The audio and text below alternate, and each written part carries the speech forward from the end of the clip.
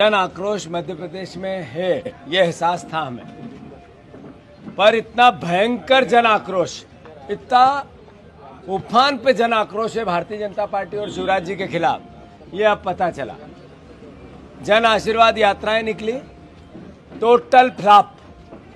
मुख्यमंत्री का पूरा तंत्र लगा, सरकारी तंत्र लगा, आंगनवाड़ी की बहनें लगी, सरकारी जितने भी हर विभाग के टीचर से लेके कर्मचारियों का हुजूम लगाया गया, फिर भी आशीर्वाद नहीं मिला। जन आक्रोश। शिवराज जी 3 बार चुने हुए मुख्यमंत्री थे, इस बार लूट की सरकार के मुख्यमंत्री। 3 बार उन्होंने खुद ने जन आशीर्वाद की यात्रा निकाली थी, खुद नेतृत्व कर रहे थे। इस बार उन्होंने अपना चेहरा आगे नहीं रखा और 5 लोगों को अलग अलग रास्ते से कहा कि आप लो जन आशीर्वाद। जन आशीर्वाद किस बात का? इस बात का कि 1 करोड़ से ज्यादा बच्चे यहाँ बेरोजगार हैं। इस बात का कि सबसे बड़ा प्रदेश हमारा कर्जदार है। इस बात का कि किसानों में आत्महत्या में भी हम नंबर 1 और किसानों के कर्ज में मध्य प्रदेश प्रति किसान सबसे ज्यादा कर्जदार है। या इस बात का कि हमारे यहाँ बहनों की 10 महीनों की रोज असमत लूटी जाती है, जिनके साथ दुर्व्यवहार होता है। या इस बात का कि 2 लाख बहनें गायब हो गई।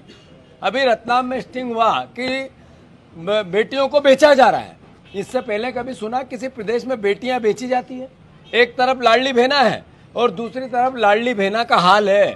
तो मैं मानता हूं कि जन आक्रोश अद्भुत है, अकल्पनीय है, भयंकर है। कांग्रेस की सुनामी है, भारतीय जनता पार्टी सुनामी में बह जाएगी। 155 सीट से ऊपर कांग्रेस की आएगी। और ये हम ही नहीं कह रहे हैं, ये बीजेपी भी कह रही है। बीजेपी कैसे कह रही है? एहसास करा रही है कि हमारी हालत खराब है, इसलिए हम केंद्रीय मंत्रियों को उतारेंगे। हमारी हालत खराब है, इसलिए हम सांसदों को उतारेंगे। हमारी हालत खराब है, हम मंत्रियों के अभी टिकट डिक्लेयर नहीं करेंगे। हमारी हालत खराब है इसलिए कि हम अब शिवराज के चेहरे पे नहीं लड़ना चाहते। हमने 4 मुख्यमंत्री के और दावेदार पैदा कर दिए। प्रधानमंत्री के चेहरे पे हम चुनाव लड़ना चाहेंगे। मतलब जेपी नड्डा जी ने कहा, आदरणीय अमित शाह जी ने कहा कि हम शिवराज जी के चेहरे पे चुनाव नहीं लड़ना चाहते। ये सब बात घोतक है कि कांग्रेस की सुनामी है। मैं मानता हूं कांग्रेस पार्टी विजनरी के साथ काम करती है। हमारा एजेंडा है वो गरीब को राहत मिले महंगाई से, मिडिल क्लास को राहत मिले महंगाई से, सुरक्षा हो बहनों की और आमजन की, कानून व्यवस्था अच्छी हो। हम किसानों की समृद्धि चाहते हैं, हम युवाओं को रोजगार, हर हाथ को काम मिले और काम का पूरा दाम मिले, उस व्यवस्था को डेवलप करना चाहते हैं। इन ऐसी तमाम योजनाओं को लेकर हमारे पास एक विजनरी लीडर है, कमलनाथ जी।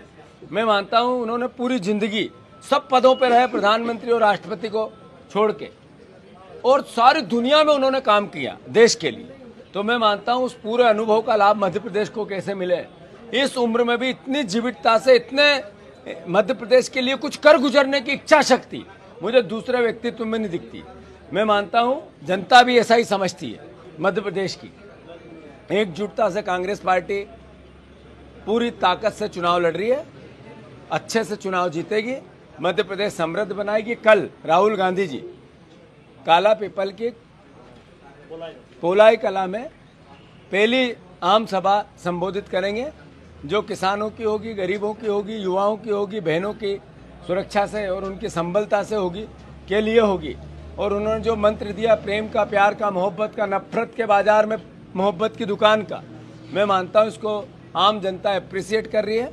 और कल पहली राहुल गांधी जी की सभा में लाखों लोग आएंगे, मैं आपको भी आमंत्रित करता हूं।